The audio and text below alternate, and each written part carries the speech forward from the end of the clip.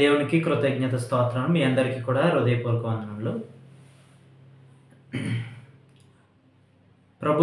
ఆచంట స్థానిక సంఘంలో సువార్థికునిగా పనిచేస్తున్నాను. నా పేరు వంశీ. ఆచంట, వెస్ట్ గోదావరి, ఆంధ్రప్రదేశ్. ఒక ముఖ్యమైన ఒక విషయాన్ని గురించి ఆలోచన చేద్దాం.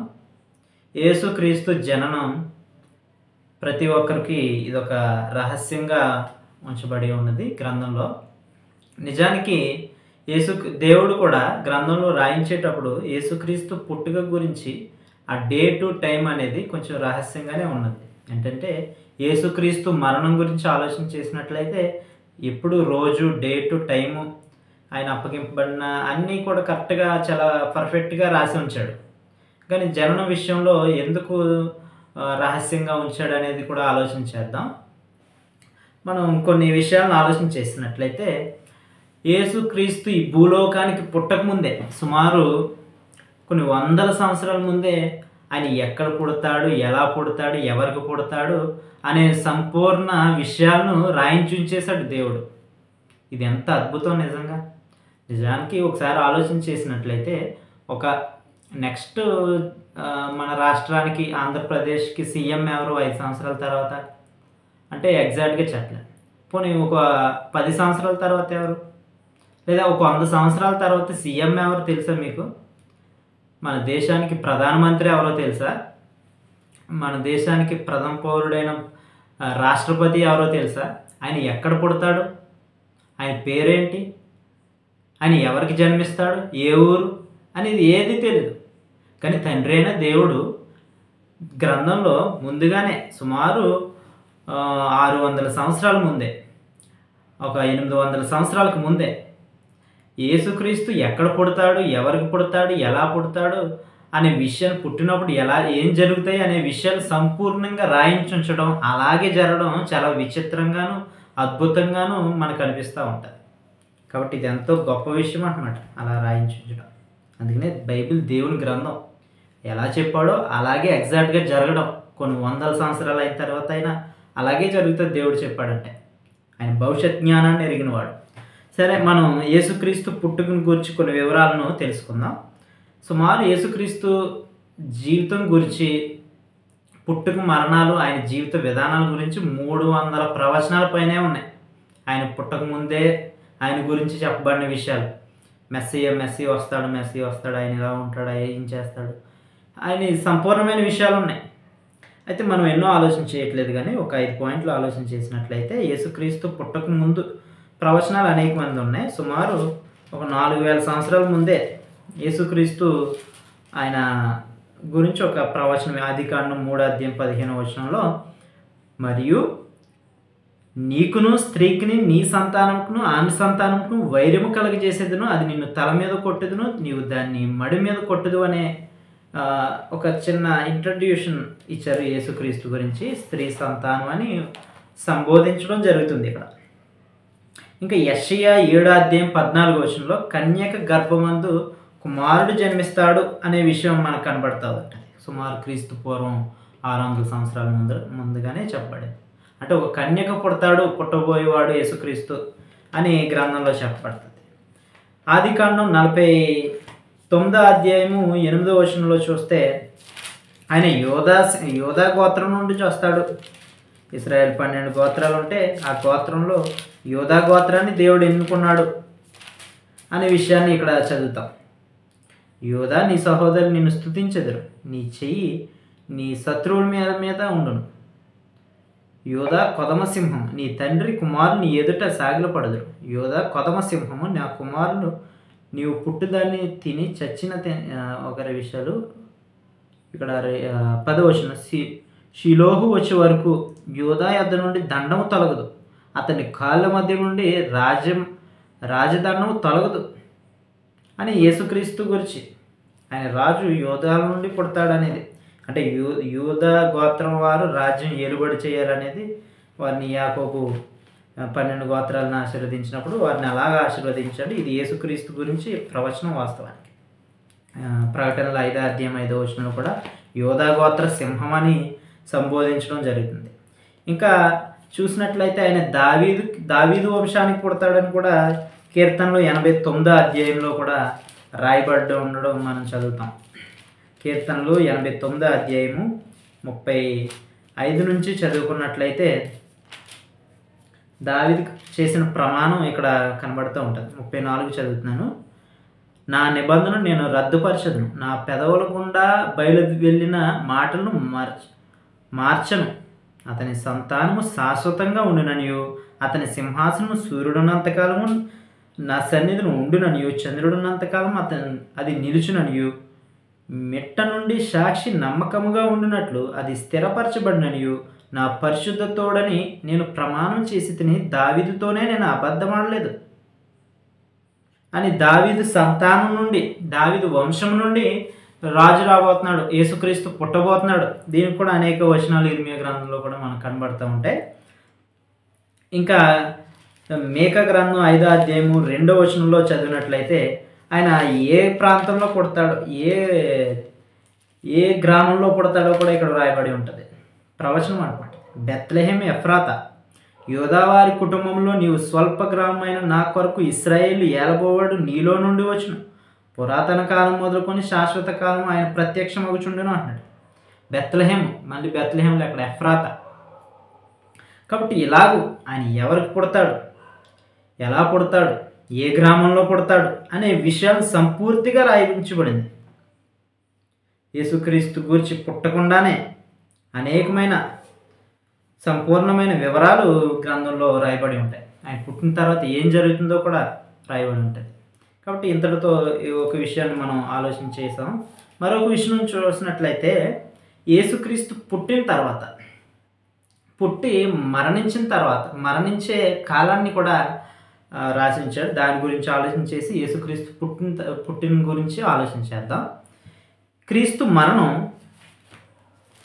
ఆయన ఎలా పుడతాడు, ఎలా మరణిస్తాడు, మరణించినప్పుడు ఏమేమి జరుగుతాయి అనే ప్రవచనాలు అనేకమైన ఉన్నాయి. అలాగే జరిగినాయి నిజంగా. ఆయన అంగీని చీట్లు వేసి పంచుకుంటారు అని రాశాడు కీర్తన గ్రంథం 22వ అధ్యాయం 18వ వచనం. అలాగే జరిగింది. నిజంగా చాలా అద్భుతంగా ఉంటుంది 22వ అధ్యాయం అంతా మీరు చదువుకున్నట్లయితే.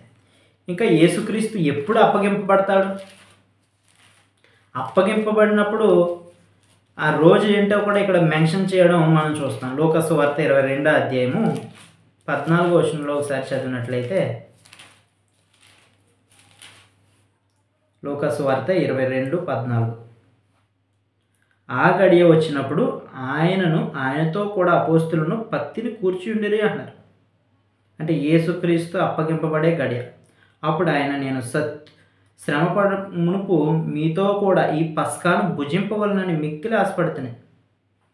కాబట్టి పస్కా అనే పండుగను ఆచరించేటప్పుడు ఆయన్ని అప్పగించడం జరిగింది అన్నమాట. ఇది నిర్గమకాండం 12వ అధ్యాయం మొదటి 2 వచనాలు చూస్తే, పస్కా పండుగ ఇది మీకు మొదటి నెల 14వ దినమున జరిగించవలసిన పండుగలు ఉంటాయి. ఇంకా చదువుదాం. నిర్గమకాండం 12వ అధ్యాయము మొదటి నుంచి చదివితే, మోషే అహరోనులకు ఐగుప్తు దేశంలో ఉండగా యెహోవా వారితో ఇలాగ సెలవిచ్చాడు, నెలలో ఈ నెల మీకు మొదటిది, ఇది మీ సంవత్సరమునకు మొదటి నెల అని మీరు ఇశ్రాయేలు సర్వ సమాజం ఈ నెల దశమి నాడు వారు తమ తమ కుటుంబం లెక్క చొప్పున, అంటే పస్కా పండుగ ఎప్పుడు వస్తుంది, సంవత్సరంలో మొదటి నెలలో దశమి నాడు 10వ తారీఖు నాడు వస్తుందని చెప్పాడు. అంటే పస్కా నాడు యేసుక్రీస్తు అప్పగించబడ్డాడు అన్నమాట. 22 లూకాసు వార్త 22వ అధ్యాయము 66వ వచనంలో చదివినట్లయితే, ఉదయం కాగానే ప్రజలు పెద్దలను, ప్రధాన యాజకులు, శాస్త్రులను సభ కూడి ఆయన మహాసభలోనికి తీసుకొని పోయారు అన్నాడు. జడ్జిమెంట్కి తీసుకెళ్లారు అన్నమాట. అంటే యేసుక్రీస్తుని అరెస్ట్ చేసింది ఎప్పుడంటే గురువారం నైట్, ఆయన్ని జడ్జిమెంట్కి తీసుకెళ్ళింది ఎప్పుడంటే శుక్రవారం మార్నింగ్ ఉదయం కాగానే అన్నాడు అన్నమాట. అంటే ఎప్పుడు డేటు టైము పర్టికులర్గా చెప్పబడింది. రాత్రి వేళ గురువారం నైట్ అప్పగించబడ్డారు. అప్పటికే వారికి శుక్రవారం దొరపడుతుంది యాక్చువల్గా యూదుల లెక్కల ప్రకారంగా.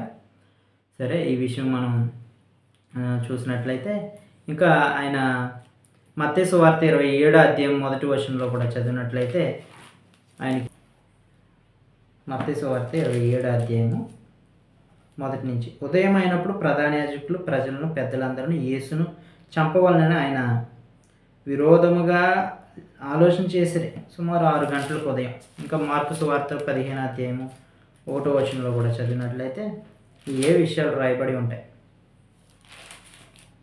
ఉదయం కాగానే ప్రధాన యాజకులను పెద్దలను శాస్త్రులను మహాసభలోనికి కలుసుకొని ఆలోచన చేశారు. కాబట్టి ఇది శుక్రవారం ఉదయం. మార్కు సువార్త 15వ అధ్యాయం 25వ వచనంలో ఒకసారి చూస్తే ఆయన సిలువ వేసినప్పుడు పగలు 9 గంటల ఆయన, అంటే టైంతో సహా యేసుక్రీస్తుని సిలువ వేసే టైంకి ఎంత, 9కి ఆయన సిలువ వేయడం మొదలుపెట్టారు.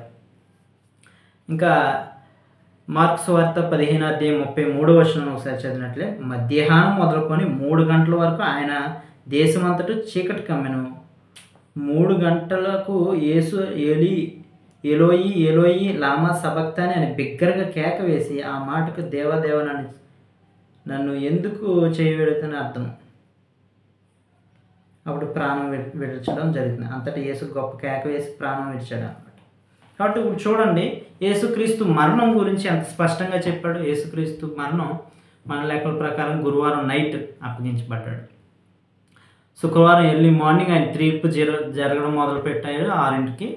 ఇంకా 9 వరకు జరిగింది. ఆయన ఫైనల్ చేసి ఆయన చంపాలని నిర్ధారణ చేసిన తర్వాత ఆయన్ని సుమారు 9ంటికి, 3వ పాయింట్ ఏంటంటే శుక్రవారం 9ంటికి ఆయన సిలువ వేశారు అనమాట. సిలువ వేయడం మొదలుపెట్టారు. ఇంకా మధ్యాహ్నం మొదలుకొని సుమారు 3 వరకు సిలువ మీదే ఉన్నాడు. అంటే 6 గంటల్లో సిలువ మీదే ఉన్నాడు ఆయన. ఈ లెక్కలు ఎంత కరెక్ట్గా ఉన్నాయి. 3ంటికి ఆయన ప్రాణం విడిచాడంట. కాబట్టి యేసుక్రీస్తు మరణం గురించి ఇంత స్పష్టంగా చెప్పినప్పుడు ఆయన జననం గురించి ఎందుకు ఇంత స్పష్టంగా చెప్పలేదు, అంటే డే టు టైము చెప్పలేదని నా యొక్క ఒక ప్రశ్న. ముందే చెప్పేశాడు యేసుక్రీస్తు ఎక్కడ పుడతాడు, ఎలా పుడతాడా, దానికి ఏ విధమైన సందేశించక్కర్లేదు. యేసుక్రీస్తు చెప్పినట్టుగానే అలాగూ ఇంతలా చెప్పిన ఏ మనుషుని గురించి ఇలాగే ఎవరు ఎప్పుడూ చెప్పలేదు. ఇలాగ 100 సంవత్సరాల తర్వాత చెప్పబడింది. యేసుక్రీస్తు అలాగే జరగడం చాలా అద్భుతం. అయితే యేసుక్రీస్తు గురించి ఎందుకు చెప్పలేదంటే నిజంగా అంటే ఆయన ఎప్పుడు డే టు టైము అని ఎందుకు చెప్పలేదంటే అది క్రైస్తవులకు అవసరం లేదని దాని అర్థం. క్రిస్మస్ పేరట, క్రీస్తు జనన దినం పేరట అనేక పండుగలు ప్రపంచమంతటా గొప్ప వేడుకలు జరుపుకుంటున్నాయి. వాస్తవానికి ఒక నిర్దిష్టమైన డేట్ లేదు. చాలామంది అన్యులు కూడా ఈ ప్రశ్నలు క్రిస్మస్ వచ్చేటప్పటికి చాలామంది ఆఫర్లు చెప్తూ వారి ప్రశ్నలు పెట్టి ₹1,00,000 ఇస్తాం, 2,00,000 ఇస్తారు. ఈ అవకాశం ఎవరిచ్చారు? వాస్తవానికి దినములు మాసముల గురించి మీ గురించి పడిన ప్రయాస వ్యర్థమైపోతుందని పౌలు అంటున్నాడు. ఇంకా ఫిలిప్పీలకు రాసిన పత్రిక 2వ అధ్యాయము కొలసీలకు రాసిన పత్రిక 2వ అధ్యాయము 16వ వచనంలో కాబట్టి అన్నపానముల విషయంలోను పండగ అమావాస్య విశ్రాంతి అను వాటి విషయంలోను ఎవరికి మీరు తీర్పు తీర్చిన అవకాశం ఇవ్వకూడదు అన్నాడు. ఈ అవకాశం ఎవరిచ్చారు? క్రైస్తవులు అనబడిన వారు కాదా? పండగలు చేసి బర్త్డేలు చేసి అసలు యేసుక్రీస్తు బ్రతికున్నప్పుడు ఎప్పుడు ఆయన బర్త్డే చేసుకున్నాడు? ఆయన తల్లి మరీ ఎప్పుడు బర్త్డే చేసింది? ఆయన ఎంతగానో ప్రేమించిన ప్రాణాలు ఇవ్వడానికి సైతం వెనదీయలేని శిష్యులు ఎప్పుడు యేసుక్రీస్తుని బర్త్డే చేశారు? మనం ఎందుకు చేస్తున్నాం? ఈ అవకాశం అన్యజనులకి ఆ ప్రశ్న వేసే అవకాశం ఎవరిచ్చారు? గ్రంథంలో లేని వాటిని ఉన్నట్టుగా ఎవరు క్రియేట్ చేస్తున్నారు? వాస్తవానికి ఆలోచన చేయాలన్నమాట. క్రిస్మస్ ఎందుకు చేయడం లేదంటే, ఎందుకు చేయకూడదు అంటే ఒక నిర్దిష్టమైన డేట్ లేదు. వాస్తవానికి ఆయన పుట్టుక గురించి ఉంది కరెక్టే. తూర్పు జ్ఞానులు ఏ రోజు దగ్గరికి వచ్చారు? రాజు ఇంట్లోనే పుడతారని అప్పటి వరకు నక్షత్రాన్ని ఫాలో అవుతూ వచ్చారు. అక్కడ బెత్లెహేం దగ్గరికి వచ్చేటప్పటికి సొంత జ్ఞానం వాడడం మొదలుపెట్టారనమాట. రాజు పుట్టబోయేవాడు రాజు, కాకపోతే రాజు ఇంట్లోనే పుడతాడన్నట్టుగా వారు వచ్చారు. అందుకని అప్పుడు ఫెయిల్ అయిపోయారు. అప్పుడు మరొకసారి నక్షత్రాన్ని ఫాలో అవుతే యేసుక్రీస్తుని ఇంట్లో ఉండి గృహంలోకి వెళ్ళి దర్శించినట్టుగా మనం చూస్తాం. ఇక్కడ మత్తయి సువార్త 2:1 రాజైన హేరోదు దినముల యందు యోదయ దేశపు బెత్లెహేములో యేసు పుట్టిన పిమ్మట ఇదిగో తూర్పు దేశపు జ్ఞానులు యెరూషలేముకు వచ్చి యూదుల రాజుగా పుట్టినవాడు ఎక్కడ ఉన్నాడని తూర్పు దిక్కున మేము ఆయన నక్షత్రము చూసి ఆయనను పూజింప వచ్చితమని చెప్పారన్నమాట. కాబట్టి యేసుక్రీస్తుని పుట్టాడని తెలుసుకుని వచ్చారు. అయితే ఇక్కడ డేట్ చెప్పలేదు పర్టికులర్గా, శుక్రవారమా సోమవారమా ఆ నెల ఏంటి అవేమీ చెప్పబడలేదు. ఇంకెందుకు చెప్పబడలేని దానికి ఎందుకు మనుషులు అంత ఓవర్ థింకింగ్ చేయడం అనేది నా ప్రశ్న. అంటే ఇశ్రాయేలు ఐగుప్తు నుండి బయలుదేరారంట, ఆ డేట్ చెప్పాడు. 19వ అధ్యాయం నిర్గమకాండం 1వ చదివినట్లయితే 3వ నెల అని అక్కడ చెప్పబడింది. దేవుడు ఏది అవసరం అది చెప్తాడు. చెప్పలేదంటే అది అవసరం లేదని. నిర్గమకాండం 19:1 ఇశ్రాయేలు ఐగుప్తు దేశం నుండి బయలుదేరిన 3వ నెలలో వారు బయలుదేరిన నాడే 3వ నెల ఆరంభమైనదంటాడు సేనాయారు. ఇంకా ఇర్మియా గురించి కదా 13వ సంవత్సరం అని చెప్తాడు ఇర్మియా గ్రంథం 1:2. ఇక్కడ రాజైన హేరోదు దినములు అని చెప్పబడ్డాడు తప్ప ఏ నెల ఏ సంవత్సరం అని చెప్పబడలేదు పాయింట్. ఇంకా చెప్పబడలేదని కొంతమంది ఏం చేస్తారంటే జనవరి 6 అని, ఇంకా మా ఊర్లో అయితే డిసెంబర్ 24 జరిపిస్తారు కొంతమంది. ఇంక 25 డిసెంబర్ 25 అని, మార్చి 25 అని, అంటే మనుషులు క్రియేట్ చేసుకున్న డేట్ ప్రకారంగా వారు జరిగిస్తూ ఉంటారు అన్నమాట. పర్టికులర్ డేటు దేవుడు చెప్పలేదులే మర్చిపోయాడు అన్నట్టుగా. ఇంకో విషయం ఏంటంటే కొంతమంది ఇంకా తెలివితేటలుగా అన్యులు వేసిన ప్రశ్నలకి వీళ్ళే రీసెర్చ్ చేసి చెప్పేయడానికి పూనుకుంటారు. ఏమనంటే ఇంకో గ్రంథంలో ఇలా ఉంది అలా ఉందని. ఇక్కడ హేరోదు 2 సంవత్సరాల పిల్లోని చంపించేశాడు. అంటే ఆయన దగ్గర శాస్త్రులు ఉంటారు, జ్ఞానులు ఉంటారు. ఆయన రీసెర్చ్ చేసి ఏ డేటు ఏ నెల ఎక్కడ పుట్టాడని ఆయనే కనుక్కోలేకపోయాడు. ఇంతకే రాజు 2 సంవత్సరాల లోపున్న రాజే కనుక్కోలేకపోయాడు. నీకు ఎలా తెలిసిపోద్ది వాస్తవానికి ఏ డేటు ఎప్పుడు?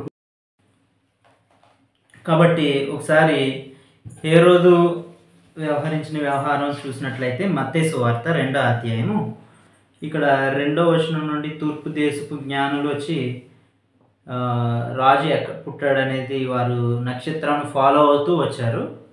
2వ వచనం యూదులు రాజుగా పుట్టినవాడు ఎక్కడ ఉన్నాడు? తూర్పు దిక్కున మేము ఆయన నక్షత్రము చూసి ఆయన పూజించ వచ్చితమని చెప్పారు. హేరోదు రాజు ఈ సంగతి విన్నప్పుడు అతడును అతనితో కూడా ఉన్న యెరూషలేములో వారందరూ కలవరపడి, కాబట్టి రాజు ప్రధాన యాజకులను క్రీస్తులో నుండి ప్రజల్లో నుండి శాస్త్రులను అందరినీ సమకూర్చి క్రీస్తు ఎక్కడ పుట్టినని వారిని అడిగాను. వారి గ్రంథాలు తెరిచి ఆయన యోదయ బెత్లెహేంలో పుడతాడని, ఆయన అప్పుడు మనం ఇందాక ముందు చూసుకున్నట్టుగా యేసుక్రీస్తు గూర్చి చెప్పబడిన ప్రవచనాలన్నీ తీసి ఆయన ఎక్కడ పుడతారో తెలుసుకున్నారు, కానీ ఆయన ఎప్పుడు పుట్టాడు అనే సమయాన్ని డేట్ని తెలుసుకోలేకపోయారు అన్నమాట. అందుకనే ఆ జ్ఞానుల్ని రహస్యంగా పిలిచి మీరు నక్షత్రాన్ని ఫాలో అవుతూ వెళ్ళండి, మీకు రాజు పుడితే కనుక నాకు కూడా చెప్పండి, నేను కూడా వచ్చి ఆయన పూజిస్తానని చెప్తారు. వీళ్ళు నక్షత్రాన్ని ఫాలో అవుతూ జ్ఞానులు రాజు యేసుక్రీస్తు పుట్టిన ప్రదేశానికి ఆ గృహం నందుకు వెళ్ళి అక్కడ ఆయన్ని పూజించి సాగిలపడి పూజించి రాజు దగ్గరికి వెళ్ళి ఇన్ఫర్మేషన్ చెప్దామని ట్రై చేశారు. కానీ దేవుడు చెప్పొద్దన్న కారణాన దూతను పంపించి వారి మార్గాలను రూట్లు మార్చేశాడు. అందుకని హేరోదు రాజుకి అత్యంత ఆగ్రహం కలుగుతుంది, కోపం కలుగుతుంది. ఏంటి నన్ను మోసం చేశారు జ్ఞానులు అని. ఏం చేస్తాడంటే అతనికి సరైన డేట్ అయితే తెలీదు. అప్పుడు ఏం చేస్తాడంటే 16వ వచనంలో చూసినట్లయితే ఆ జ్ఞానులు తన్ను అపహరించిరని హేరోదు గ్రహించి బహు ఆగ్రహం తెచ్చుకొని తాను జ్ఞానుల వలన వివరముగా తెలుసుకున్న కాలమును బట్టి బెత్లెహేములోను దాని సకల ప్రాంతంలోనూ 2 సంవత్సరములు మొదలుకొని తక్కువ వయసు గల మగ పిల్లలందరినీ వధించెను అన్నాడు. అంటే ఎగ్జాక్ట్గా డేటు టైము అతనికి తెలియదు. అందుకని ఏం చేశాడంటే జ్ఞానులు చెప్పిన ఇన్ఫర్మేషన్ బట్టి ఆ ప్రాంతంలో ఉన్నవారిని 2 సంవత్సరాల లోపు ఉన్న వారిని అందరినీ కూడా ఏం చేశాడంటే సంహరించాడు, చంపేశాడు. అంటే అక్కడ రాజు దగ్గర జ్ఞానులు ఉన్నారు, శాస్త్రవేత్తలు ఉన్నారు. అతనికున్న ఇన్ఫ్లుయెంట్ అంతా ఉపయోగించి ఏ డేటు ఏ టైమో కనుక్కోలేదా? కనుక్కోలేకపోయాడు. ఎందుకంటే దేవుడు దాన్ని రహస్యంగా ఉంచాడు, ఏ డేటు ఏ టైం అనేది. ఇంకా మనుషులు ఏదో వారి జ్ఞానానికి మించి రీసెర్చ్లు చేసి ఇంకో డేట్ ఇదిగో డిసెంబర్ 25నే దేవుడు యేసుక్రీస్తు పుట్టాడు, ఇంకో ఈ టైంకే పుట్టాడని ఎలా చెప్పగలుగుతావు? ఏ రోజు రాజుకే తెలియలేదు. అందుకు తెలియకే 2 సంవత్సరాల పిల్లలను చంపించేశాడు. కాబట్టి మనుషులు ఏమంటుందంటే గ్రంథం లేని వార్తను పుట్టింపకూడదు అంటున్నాడు. గ్రంథం ఏం చెప్పిందో అక్కడి వరకే మనం ఫాలో అవ్వాల్సిన అవసరం ఉంది, కానీ లేని వాటిని పుట్టించడానికి మనకు పర్మిషన్ లేదు. దేవుడు చెప్పలేదంటే అది మనకు అవసరం లేదని దాని అర్థం. నిర్గమకాండం 23:1 లేని వార్తను పుట్టింపకూడదు, అన్యాయపు సాక్ష్యము పలకుటకై దుష్టునితో నీవు కలియకూడదు అంటున్నాడు. కాబట్టి లేని వార్తను పుట్టించే మనుషులు నేడు ఉన్నారన్నమాట. మరొక విషయం ఏంటంటే లేఖనాలను అతిక్రమించవద్దు. లేని వార్తను పుట్టించినట్లయితే లేఖన అతిక్రమణ అవుతుంది. 1 కొరింథీ 4:6 లేఖనం ఎంతవరకు మనకు పర్మిషన్ ఇచ్చిందో అంతవరకే మనం ఆలోచన చేయాలి. లేని వాటిని ఓవర్ థింకింగ్ చేసి ఏదో కనిపెట్టామన్న ఫీలింగ్ అది ప్రజల్ని డైవర్ట్ చేస్తుంది, వారి భక్తి విశ్వాసాలకి దెబ్బతీస్తుంది అన్నమాట. 1 కొరింథీ 4:6 సహోదరులారా, మీరు మమ్మల్ని చూచి లేఖనముల యందు వ్రాసి ఉన్న సంగతులను అతిక్రమింపకూడదని నేర్చుకొని మీరొకని పక్షంలో మరి ఒకరి మీద ఉప్పొంగున్నట్లు అని వగైరా విషయాలు రాశారు. కాబట్టి లేఖనాలను అతిక్రమించకూడదు అన్నమాట. బర్త్డేల గురించి గ్రంథం అసలు చెప్పట్లేదు. దేవునికి సంబంధించిన భక్తులు ఎవరు కూడా పుట్టినరోజులు చేసుకోలేదు, వారికి ఎంత ఆస్తులు ఉన్నా. జ్ఞాని అయిన సొలొమోను కూడా తన పుట్టినరోజు చేసుకోలేదు, దావీదు కూడా పుట్టినరోజు చేసుకోలేదు. ఇంకా సొలొమోను ఏమంటున్నాడంటే ఒకరి జన్మదినం కంటే మరణదినం మేలు అంటున్నాడు, శ్రేష్టమైనది అంటున్నాడు. కాబట్టి ఎందుకంటే వారు గతించిన కాలం, వారు పుట్టినరోజు ఒక సంవత్సరం గడిచిందంటే ఒక సంవత్సరం ఈ ఆయుష్లో తరుగుతుందనే జ్ఞానం వారు కలిగి ఉన్నారు. ఇంకా భక్తులు దాన్ని ఎక్కువగా దాని ఎందుకు ధ్యాస పెట్టలేదు. కానీ గ్రంథంలో 2 రాజులు చేసుకున్నారు. ఆ రాజులు కూడా అన్యులు. మొదటగా ఫరో చేసుకుంటాడు, తర్వాత హేరోదు అనే ఒక రాజు చేసుకుంటాడు.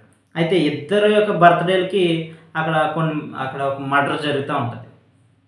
ఒక భక్ష్యకారుడు చంపబడతాడు ఫరో యొక్క బర్త్డేలో.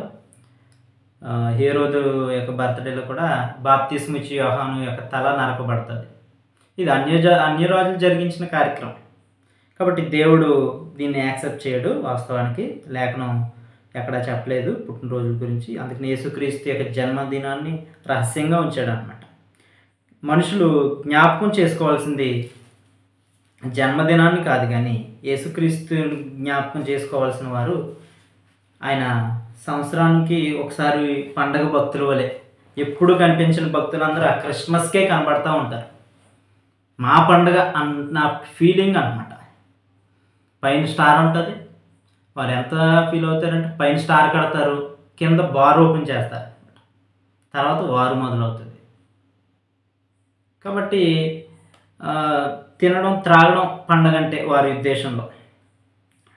ఇక్కడ ఏం చెప్తున్నాడంటే 1 కొరింథీయులకు రాసిన పత్రిక 11:23 చదువుకుంటే, నేను మీకు అప్పగించిన దాన్ని ప్రభు వలన పొందితిని. ప్రభు అయిన యేసు తాను అప్పగింపబడిన రాత్రి ఒక రొట్టెని ఎత్తుకుని దాన్ని కృతజ్ఞతాస్తుతులు చెల్లించి దాన్ని విరిచి, ఇది మీ కొరకైన నా శరీరం, నన్ను జ్ఞాపకము చేసుకున్నట్టుగా దీన్ని చేయండి అన్నాడు. యేసుక్రీస్తును జ్ఞాపకం చేసుకోవడం అంటే ఏంటి? ఆయన మరణాన్ని జ్ఞాపకం చేసుకోవాలి. అలాగే ప్రభురాత్రి భోజనం మనం పుచ్చుకుంటాం ప్రతి ఆదివారం. కాబట్టి నువ్వు సంవత్సరానికి ఒకసారి జ్ఞాపకం చేసుకోవడం కదా ఆయన పుట్టినరోజుని. అలాగూ చెప్పలేదు. ఇంకేమంటున్నాడంటే ఆయన మరణాన్ని ప్రచురించాలంటున్నాడు ఇక్కడ 26 మీరు ఈ రొట్టెని తిని ఈ పాత్రలోని త్రాగినప్పుడల్లా ప్రభు వచ్చే వరకు ఆయన మరణంను ప్రచురించుదురు అంటున్నాడు. కాబట్టి కార్యక్రమం జరిగించడం ద్వారా మరణాన్ని ప్రచురం జరుగుతుంది. బర్త్డేలు ప్రచురాలను జరిగించమంటలేదు. యేసుక్రీస్తు పుట్టెను హల్లెలూయా అంటారు కదా, అవి కాదు ప్రచురం చేయవచ్చు. వాస్తవానికి క్రీస్తు జన్మలో అనేక సంగతులు జరిగినాయి. అయినప్పటికీ కూడా క్రీస్తు పుట్టిన దానికంటే కూడా మరణం మనుషులకి ఎంతో ప్రయోజనకరమే. పుట్టుకని నేను ఏం తక్కువ చేయట్లేదు. కాబట్టి గ్రంథం ఏది హైలైట్ చేసిందో దాని గురించే మాట్లాడుతున్నాను. బాహాటంగా ఆయన సిలువను హైలైట్ చేసింది వేడుకగా ప్రజల మధ్యన. ఇంకా కొలసి 1:19 కూడా చదివినట్లయితే ఆయన పుట్టినప్పుడు, ఆయన బ్రతుకున్నప్పుడు కూడా ఎప్పుడు కూడా మనుషుల మధ్య సంధి జరగలేదు, సమాధానం జరగలేదు దేవునికి మనుషునికి మధ్య. ఆయన మరణంతోనే మనుషులకి సంధి జరిగింది. కొలసి 1:19 ఆయన యందు సర్వసంపూర్ణత నివసింపవలననియు ఆయన శిలువ రక్తం చేత సంధి చేసి ఆయన ద్వారా సమస్తమును, అవి భూలోకమందు ఉన్నవి పరలోకమందు ఉన్నవేగా, వాటన్నిటిని ఆయన ద్వారా తనలో సమాధానపరచుకోవడం వల్ల తండ్రి అభిష్టమైన. కాబట్టి శిలువ రక్తం చేత క్రీస్తు మరణం ద్వారా సంధి జరిగింది, సమాధానం జరిగింది. భూలోకం కానీ పరలోకంలో కానీ అన్నిటిలో సమాధానం జరిగింది. ఏంటంటే సమస్తము క్రీస్తు మరణం ద్వారా. ఇంకా 22వ చదివినట్లయితే తన సన్నిధిని పరిశుద్ధముగాను నిర్దోషముగాను నిరపరాధంగాను నిలబెట్టుటకు ఆయన మాంసయుక్తమైన దేహమందు మరణం వలన ఇప్పుడు మిమ్మును సమాధానపరిచెను అన్నాడు. కాబట్టి ఆయన మరణం ద్వారా మనుషులకు సమాధానం, జనన ద్వారం కంటే కూడా మనుషులు. అందుకనే దేవుడు ఏది మనుషులకు పరిచయం చేశారో ఆ విధంగా మనుషులు దాన్ని ఫాలో అవ్వి మరణం కోసం, ఆయన మరణం వల్లనే మనుషులకి పాపక్షమాపణ కలుగుతుంది, ఆయన జననం ద్వారా కాదు. అందుకనే గ్రంథంలో మరణం గురించి ఎక్కువ చెప్పారు. రోమీయులకు రాసిన పత్రిక 10:4 కూడా విశ్వసించు ప్రతివానికి నీతి కలుగుటకే క్రీస్తు ధర్మశాస్త్రంకి సమాప్తి అయి ఉన్నాడు. కాబట్టి నీతి కలగాలంటే అది క్రీస్తు ద్వారానే. ఆ క్రీస్తు మరణం ద్వారా, ఆయన మరణాన్ని విశ్వసించడం ద్వారా. కాబట్టి ఈ లేఖన ఇలా ఆలోచన చేయండి, దేనికి డేట్ టు టైం ఇచ్చాడు? మరణానికి ఇచ్చాడు. కరెక్ట్గా ఆయన నైట్ పట్టబడ్డాడు, ఉదయం వేకుగానే ఆయన తీర్పుకి వెళ్ళబడ్డాడు. తర్వాత 9కి సిలువ వేయబడితే సుమారు 3 వరకు ఆయన సిలువ మరణం నుండి చనిపోయాడు.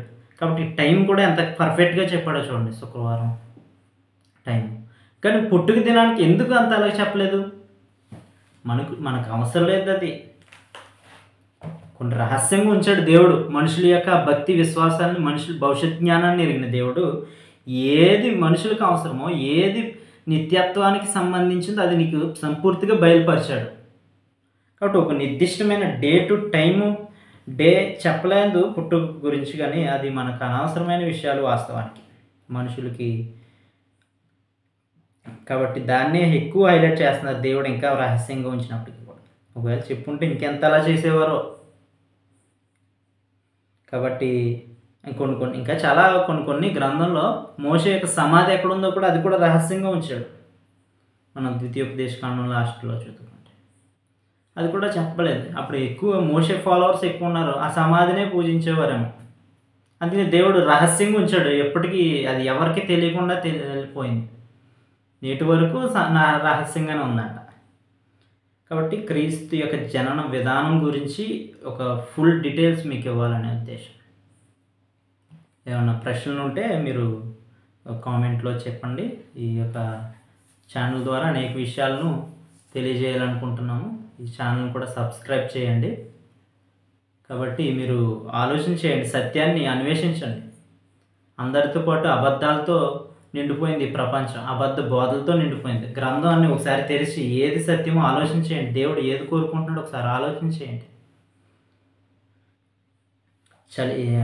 డిసెంబర్ 25 అనేది మనుషులు కల్పించిన ఒక కథ. అంటే మందను కాచుకొని చుండగా అన్నాడు గ్రంథంలో, చలి కాచుకొని చుండ అనలేదు. వాళ్ళు ఏం చేస్తున్నారు, అక్కడ గొర్రెల మందను కాచుకుంటున్నారంట. అక్కడ చలి కాచుకున్నట్టుగా క్రియేట్ చేశారు. లోకసువార్త 2:28 ఆ దేశంలో కొందరు గొర్రెల కాపరులు పొలంలో ఉండి రాత్రి వేళ తమ మందను కాచుకొని చుండగా అంటున్నాడు. ఇంకోటి ఏంటంటే చాలామంది పశువుల తొట్టులో పరౌండు పెడుతున్నారు, పశువులు పాకేసేస్తున్నారు అనమాట. డిసెంబర్ 20 రాగా, డిసెంబర్ నెల అంతా పాక. వాస్తవానికి ఇక్కడ పాక అని చెప్పబడిందా? పాకలో ఆయన పరొండు పెట్టాడా? పశువుల తట్టులో పరొండు పెట్టాడు అంటుంది లోకాసువార్త 2వ అధ్యాయం 7వ వచనంలో. ఆయన తన తొలిచూలి కుమారుని కని పొత్తిగుడ్డలతో చుట్టి సత్రంలో వారికి స్థలం లేనందున ఆయనను పశువుల తొట్టులో పరొండు పెట్టారు. అప్పుడు ఉండే పరిస్థితులు ఎలా ఉన్నాయి? ఆ తొట్టి ఎలా ఉంది? ఆ పశువులు ఎలాగూ ఉండేదో మనకు అంత అవగాహన లేదు. అప్పుడు నిజంగా పాకలే ఉన్నాయా? ఒకవేళ ఉంటే ఇలాగే మనం కట్టుకున్నట్టుగానే ఉండేవా? గడ్డితోనూ తాటేకులతోనూ కొబ్బరాకులతోనే కట్టుకున్న పాకలు ఉండేవా? మనకు తెలీదు. ఒకవేళ ఉన్నా అసలు ఆ కార్యక్రమం ఎందుకు చేయాలి నువ్వు నేటికి కూడా? అప్పుడు సత్రంలో స్థలం లేక పశువుల తొట్టులో తొరవ పెట్టారు. ఒకవేళ సత్రంలోనే స్థలం ఉంటే అక్కడే కదా పరొండు పెట్టేది. కాబట్టి ఇది కూడా మనుషులు ఆలోచించేయాలి. ఆయన బాలుడు కాదు, రాజు అయిన, రాజులకు రాజు, ప్రభులకు ప్రభు అయిన ఆయన నేటికి ఒక సంతలో దొరికే, బజార్లో దొరికే ఒక బొమ్మను తీసుకొచ్చి ఆయనే యేసుక్రీస్తుగా కొలవడం ఎంత అవమానకరం. నీ ఇంట్లో పుట్టిన నీ బిడ్డను అలా చేయగలవా? ఒక బొమ్మ తీసుకొచ్చి పాకలో పరొండు పెట్టగలవా? అలాంటిది మహోన్నతుడు, ఎంతో శ్రేష్ఠుడు, పాపుల్లో చేరక ప్రత్యేకంగా ఉన్నవాడు, నీ కోసం నా కోసం ప్రాణత్యాగం చేసిన వాడిని నువ్వు ఎలాగూ బజార్లో దొరికే బొమ్మలు తీసుకొచ్చి పాకలో పడుకోబెట్టేవని అదే దేవుడు, అదే యేసుక్రీస్తు అని భావిస్తావు? ఇది చాలా పెద్ద తప్పు, గుర్తించాలి. చాలా పాపం. తొట్టులో పరొండు పెట్టారంట, పాక కాదు ఇక్కడ. ఇంకా తూర్పు దిక్కున నక్షత్రం అంటున్నాడు. నువ్వు ప్రతి సంవత్సరం ఒక నక్షత్రం ఏలాంటి చేసుకుంటావు ఇంటికి. అది ప్రతి సంవత్సరం వచ్చిన నక్షత్రమా? అప్పుడే వచ్చిన నక్షత్రమా? యేసుక్రీస్తు బ్రతుకున్న దినాల్లో ప్రతి సంవత్సరం నక్షత్రం వచ్చిందేంటి? పెద్ద నక్షత్రం అలా రాయబడి ఉందా గ్రంథంలో? మత్తయి సువార్త 2వ అధ్యాయం 2వ వచనంలో. వాస్తవానికి ఎవరు నక్షత్రాలు? ఎవరు దేవుని వైపు ప్రజలను తిప్పుతారో వారు జ్యోతుల వలె ఉంటారంట, వారు నక్షత్రాల వలె ఉంటారంట. దానియేలు గ్రంథము 12వ అధ్యాయం 3వ వచనం చదివినట్లయితే. ఇంకా రక్షించబడిన జనాంగం జ్యోతుల వలె పరిశుద్ధతను కాపాడుకోవాలంటున్నాడు. కాబట్టి రక్షించబడిన జనాంగం జ్యోతులు. దేవుని వైపు ఎవరైతే ప్రజలను తిప్పుతారో వారు నిజమైన స్టార్స్. నువ్వు కట్టుకునే ఒక స్టార్ కాదు, ఒరిజినల్ స్టార్. నువ్వు ఒక స్టార్, ఒక స్టార్లా బ్రతకాలి. వాస్తవానికి ఒక నక్షత్రం నీలో కనబడాలి. నువ్వు కట్టుకునే దానికి ఒక లైట్ వెలిగించడం కాదు, నీలో వెలగాలి వాస్తవానికి నక్షత్రం. తేజోవాసులైన పరిశుద్ధుల స్వాస్థ్యంలో పాలువారని. తేజోవాసులు మనం, ఆ తేజోవాసులో మనం పాలువారం అవుతాం త్వరలో. కాబట్టి ఆలోచన చేయండి, వాస్తవాలు ఏంటో గ్రహించండి, గ్రంథం ఉద్దేశించింది ఏంటో ఆలోచన చేయండి. మనం ఇప్పటివరకు ఏం ఆలోచన చేసామంటే యేసుక్రీస్తు పుట్టకముందే కొన్ని వందల సంవత్సరాల గురించి జరిగి అలాగే రాయించేశాడు యేసుక్రీస్తు పుడతాడని. ఒరిజినల్ దాంట్లో ఎలాంటి మార్పు లేదు, భవిష్యత్ జ్ఞానం మెరిగింది. ఆయన పుట్టిన తర్వాత ఆ డేట్ టైం చెప్పబడలేదు, దాని గురించి ఎక్కువ వరి అవ్వద్దు. అసలు క్రిస్మస్లు అనేవి దేవుడు ఉద్దేశించిన కార్యక్రమాలు కాదు. యేసుక్రీస్తు ఎప్పుడు తను బ్రతికున్న దినాల్లో ఎప్పుడు తన పుట్టినరోజు చేసుకోలేదు, తన తల్లి చేయలేదు, తను ఎంతగానో ప్రేమించే శిష్యులు కూడా చేయలేదు, ప్రాణాలను అర్పించారు. కానీ అంటే అవసరం లేని కార్యక్రమం అది. అలా వ్యర్థమైన కార్యక్రమాలు చేయొద్దు. అది ఎవరో కొన్ని 600 సంవత్సరాల్లో రోమా ప్రాంతంలో రోమా యొక్క కాన్స్టైన్ మొదలుపెట్టిన ఒక కార్యక్రమం. కాబట్టి ఇలాంటి కార్యక్రమాలు చేయొద్దు, దాంట్లో వెకిలి చేష్టలు చేయొద్దు దయచేసి. దేవుడు దేనికి ప్రాధాన్యత ఇచ్చాడో మనం కూడా ఆయనకి దానికే ప్రాధాన్యత, దానికి మరణానికి ఆయన ప్రాధాన్యత ఇచ్చాడు. మరణం ద్వారా మనం పాప క్షమింపబడతాయి, ఆయన రాజ్యంలో చేరబడతాం. నిజంగా నా కొరకే అని విశ్వసించినట్లయితే ఆయన మరణం. కాబట్టి నిత్య జీవానికి వెళ్ళగలుగుతాం ఆయన మరణం ద్వారా సంధి చేశాడు. శ్రద్ధగా విని ఆలకించిన మీ అందరికి కూడా హృదయపూర్వకంగా